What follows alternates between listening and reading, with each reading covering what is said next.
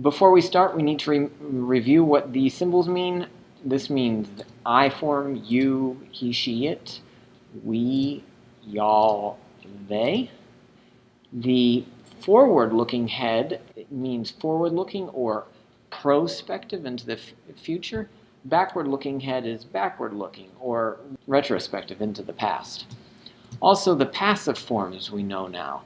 I am blanked, you are blanked, he, she, it is blanked, we are blanked, y'all are blanked, and they are blanked. Alrighty, so we first should probably briefly review how we get the present stem, like woka in this case. Remember, there's two possible rules you can use. The old standard rule is for the first two conjugations to take the second principal part minus re, and then for the remaining conjugations to take the first principal part minus o. But I told you that that is very confusing, and that a better rule to follow would just be to remember that these 5 conjugations follow the 5 rules: long A verbs, long E verbs, nothing verbs, because the stem ends in nothing, short I verbs, and long I verbs. All right, so let's get into the big theory of subjunctives. What are our subjunctives? Well, up till now we have only learned about statements about certainty, what actually happened or what actually will happen in the future. But now we're going to incorporate the realm of possibility of hypothetical, theoretical things. So around this timeline of actual sequence of events, one after another, there's this cloud of possibilities. These are like parallel universes, parallel realities that may have happened, potentially, maybe became real, or were just imaginary. So the word for this is hypothetical. These are hypotheticals, possibilities. Now, up till now, we used what's called the indicative mood for all the certain events, actual chain of events things. You didn't know it as the indicative mood, but that is the technical term for it. So all those tenses you learned up until now were the indicative mood. But now we're going to add on to that a new mood called the subjunctive mood. And this subjunctive mood is used for all these hypothetical possibilities and likelihoods. All right, so in English and Latin, there are 2 different situations based on whether the main verb in the sentence is past tense or present tense. So the first situation is that the main verb is either present or future tense, like I hope that you, or I will hope that you as our main verb. In Latin, this would be petebo ut, or petto ut. Now, if that's the case, then the subjunctive verb will be some form of shall, will, can, may. Either shall, will, can, may itself if it's forward-looking, or shall have, will have, can have, may have if it's backward-looking. We use the green forward-looking head for prospective to signify a forward-looking subjunctive, and the orange one to signify a backward-looking subjunctive.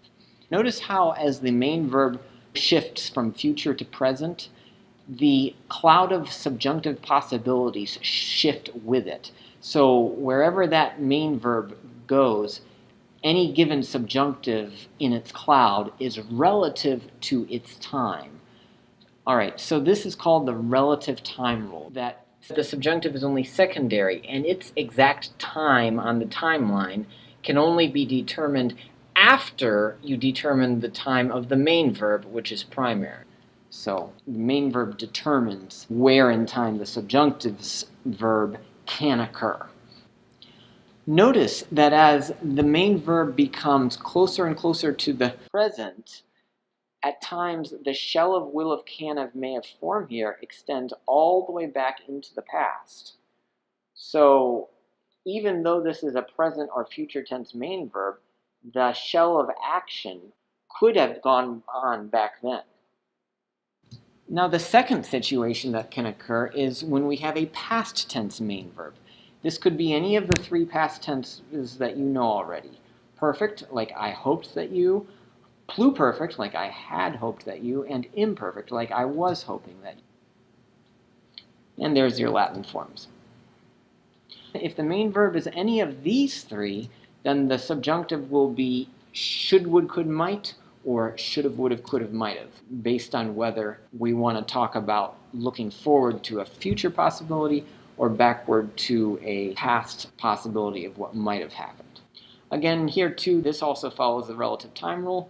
So the time when the subjunctive occurred is relative to the time when the main verb occurred. Notice that even though that this is a past tense main verb, at times the green subjunctive of it extends all the way into the present or even future tense. You know, if the main verb is close enough to the present, then it could be talking about a should, would, could, or might that's going on now, or even in the future. All right, I'd like you to go through these questions. Here you'll see that I've divided the 4 tenses of the subjunctive. I only put this plus here to remind you that it also includes the future. So present subjunctive looking forward, present subjunctive looking back, past tense looking forward, past tense looking back. Hopefully you can easily fill in this chart based on what you just saw in the previous slides. You can also do these questions down here. In question 4 here, we have now covered all 3 of the 3 moods in Latin. Stop the video and attempt these, and then start it up when you're ready to go on.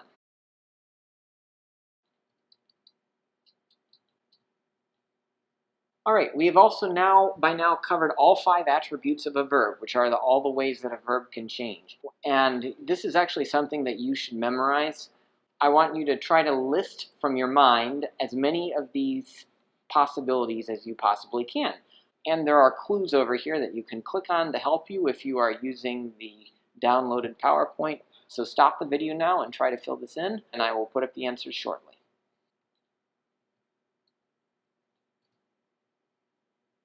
Now that we have 4 tenses of the subjunctive, how do you decide which one you should use? What's the actual thought process to make that decision? Well, there are 2 different situations that we covered in previous slides, and notice that. In each of these situations, we could have to use a present stem or a perfect stem. Notice that. So there's no quick, easy solution to rule out certain possibilities. So what we're going to learn in future slides of this video is that if you want a present main verb opining about a hypothetical event somewhere in the future, you're going to change the stem sign letter of the verb to the opposite of what you might expect. So an A verb like vocare will get an E, or an E verb will get an A. So it's just the opposite of what you might expect. Notice that in green here we're using the present stem. If you've got a past tense main verb opining about some event in the future, then we're going to use the infinitive, second principal part, plus an ending. It's really simple. So here's what they all look like. Notice also that vocare, with its present infinitive, can talk about an event in the present, because that blue arrow extends so far into the future that it even gets into the present and future, that it can even talk about a hypothetical event occurring contemporaneously right now or even in the future. So here they all are, and you can see that they're pretty well symmetric. Each situation has 2 arrows coming into it. Okay, so let's talk a moment about what you should hear in your ear and then think when you hear each of these subjunctive words. If you hear something that sounds like an infinitive, like vocare, that signifies abstract reality. Abstract is something that is otherworldly, theoretical, divorced from reality, has no flesh and bones on it, but is just like an idea. That's abstract. The infinitive is an abstract action treated as a noun. You're concretizing it and viewing it as a noun abstractly, like calling itself, the act of calling itself. And so it's natural when we hear an infinitive in our ear that we should naturally think, oh, should, would, could, might, because should, would, could, might is also an abstract theoretical reality. So infinitives like the action of calling or the state of having called naturally are conducive to this idea of shouldness, wouldness, couldness, or mightness. However, if we hear some form of future, like this E or A, which is very similar to your third and fourth conjugation A and E rule, if you forgot that, like decom, decase, decat, then that is not abstract. That more suggests possibility and freedom and potentiality. Why does it do this? Well, the reason it does it is because in wokem, by changing that vowel to its opposite of what you would expect, it gives this idea of freedom that, hey, I can break the rules, or I'm being different and unique. And that difference and unique should make you realize that, oh, this is a subjunctive verb, a possibility, a hypothetical thing that might happen, not something that certainly will happen. So what is the chain of thought that you should follow as you're deciding which of these four subjunctive tenses to make when you want to write a sentence? Well, remember, the first decision is up here in the top row. Is my main verb a present or be later than that tense, or is my main verb a past tense? So based on that, you'll either go to the left with past tense or to the right with present or future. After that, once you've noticed what your main verb is, then you'll pick from one of the two possibilities. On the right here, if you've got a present main verb, then it will be wokem if you want to be looking to the future. Over here on the left, it will karem. And you can see that you can use any of the four subjunctive words, whichever one you please. Should, would, might, could, it doesn't matter. This brings in the second and easier way to think about it. You think to yourself, okay, does it feel past-ish or does it feel present future-ish? Once you decide that, then you say ut, which means so that. And then you just have to know by experience what two subjunctives go with the past main verb and which two subjunctives go with the present future-ish main verb. And you can think about it in English like this. I blanked so that I might blank. And then in the right side, I blank so that I may blank. All right, try to answer these questions. As you answer these, pay particular attention to what tense the main verb is in, because that will tell you which of the two situations you're in. All right, so stop the video and then you can start it to see the answers. All right, there they are. And then attempt these as well, which are very similar. Notice too that ne down here is just the negative form of ut. So if ut is so that, ne then would be so that not. Or our English way of saying that is lest.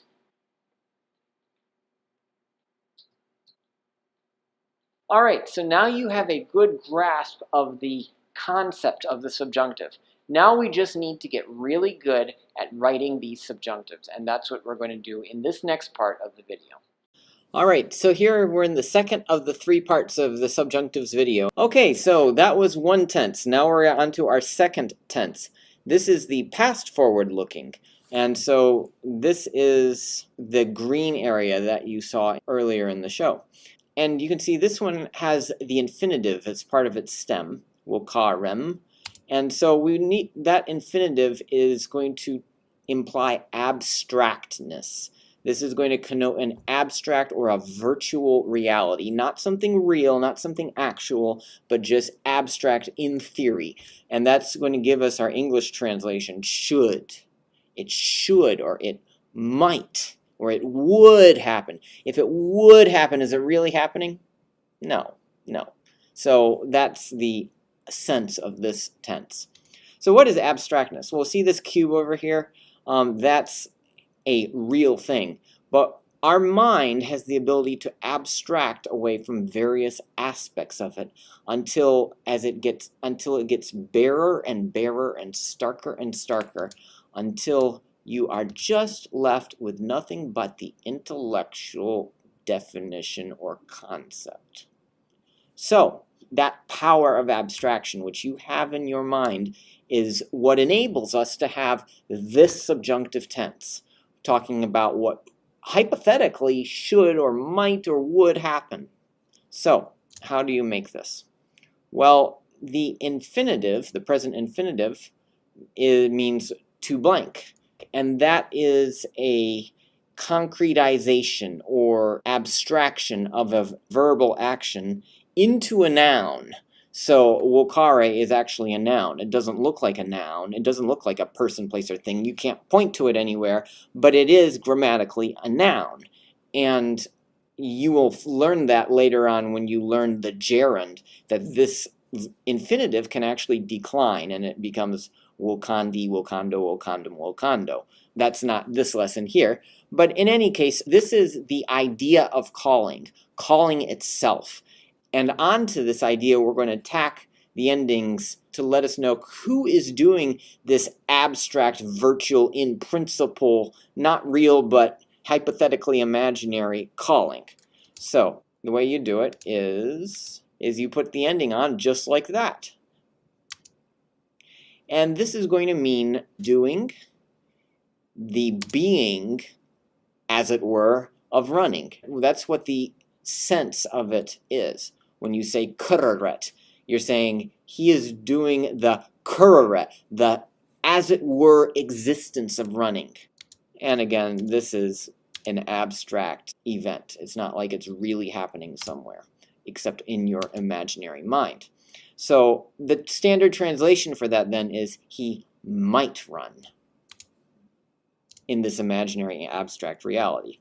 And notice that I use a special color here, which is a little more faded, so you realize that it's not the full, real green, but it's the abstract, less real, more potential, not actual kind of an event. So just take your infinitive then and stick on your endings. I would call, you would call, she would call, we would call, y'all would call, and they would call. And the translations are simple. Should, would, could, or might, any of them. And then for the passives, it's just the same again. You just stick on the passive endings. I might be called, you might be called, she might be called, we might be called, y'all might be called, and they might be called. So in this case, you're not doing the calling, but someone else is doing it. All right, try these questions. You're supposed to take the underlined words and make a past forward-looking subjunctive out of them. Of course, I will first give you the conjunction, which is usually ut or ne or something like that. All right, so stop the video and attempt these 6, and then start it up again, and I will put up the answers.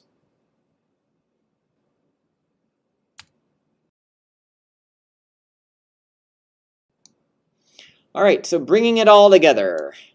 So we have our 4 subjunctive tenses. We've got active on the top and passive on the bottom.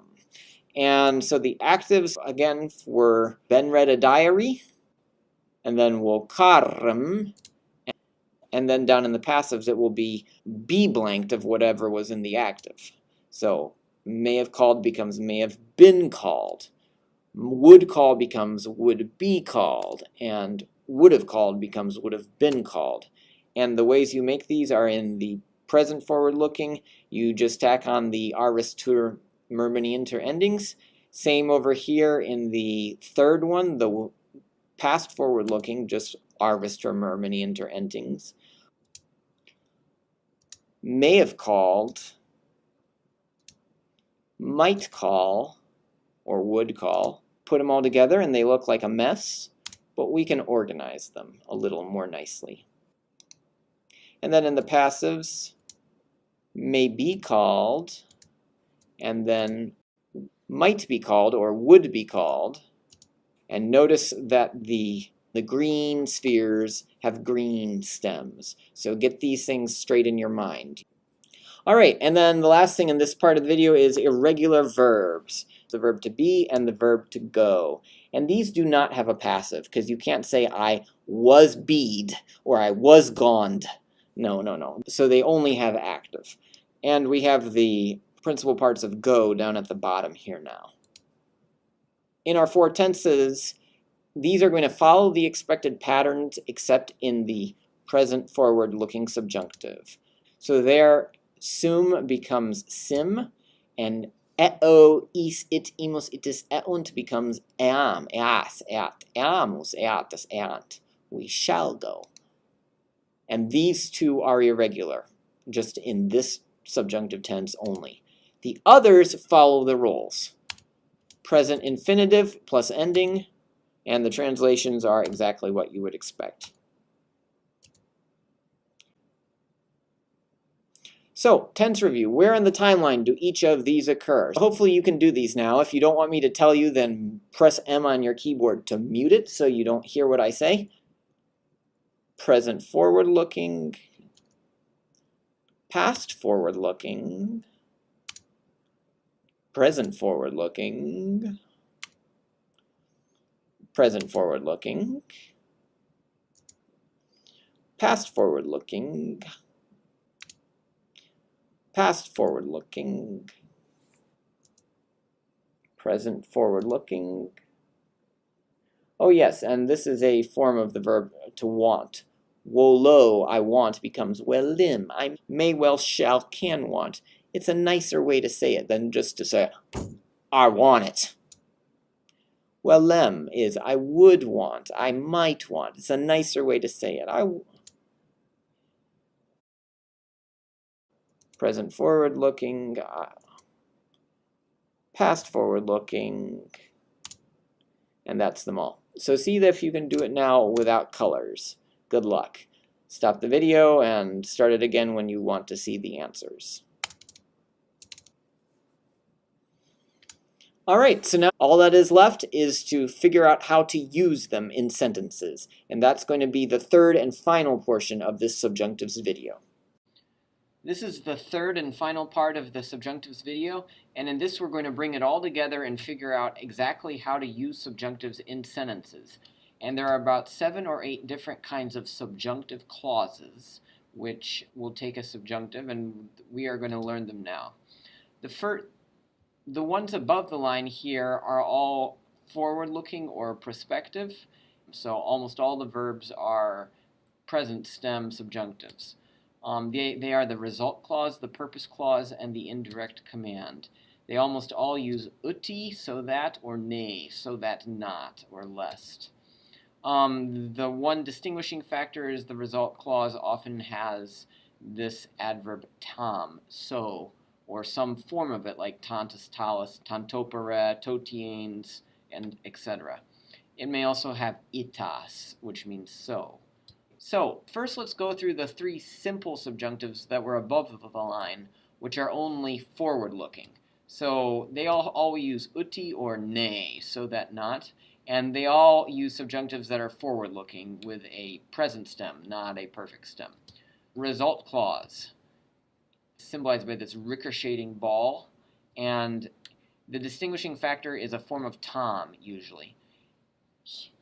So great he was that he would break a bridge.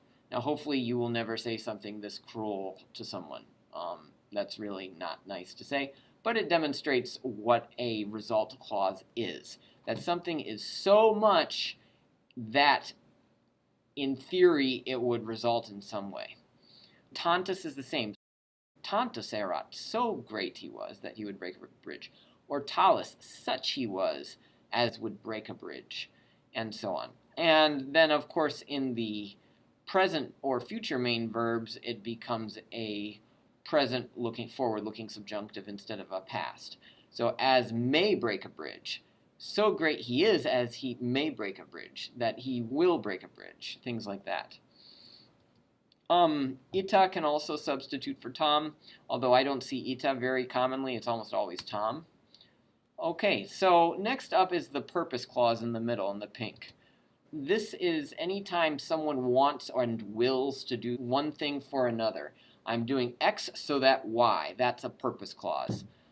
It's intentional, unlike the result clause, which is accidental, unintended. Purpose clause, you intended it. So, they worked so that they might repair the bridge. I hope that I may live. I take care lest I may die. Things like this. These are all purpose clauses. Lastly, indirect commands are pretty simple. You should be able to figure these out by now. I command that you may obey. I commanded that you might obey, based on whether the main verb is present or past. All right, so let's try some of these. So great he was. Now, the first thing you look at is where is the main verb? Is it present or is it past? and this one is obviously past, so the subjunctive clause is going to be relative to that, in this case in the green area.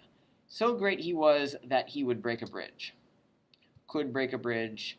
Such great he was. So much great he was. So great he was, and so on. Now if it's a present main verb, then it's going to become can break a bridge. And of course, you know all the M, S, H, and W alternatives can be used as well. So the idea of the result clause is this tantus is so much that it causes a result out here in the subjunctive clause. So, all right, so let's categorize all these 4 kinds of subjunctives that we've learned so far. I want you to tell me what kind of subjunctive it is using those tip-off signs. So remember they were like a form of tom for result clause, or for indirect command, one of your verbs of commanding or begging or saying or punishing, things like that. Or if it's neither of those, then it's probably a purpose clause, especially if it demonstrates some sort of willpower of what someone is scheming and intending and purposing to do. That's probably a purpose clause. So stop the video and go question by question and try to decide in advance what kind of clause each of these are. There are 2 slides here, so after you finish this slide, then go on and do the next slide as well. And you also see a reason occur on the far right here telling why it is that particular kind of clause.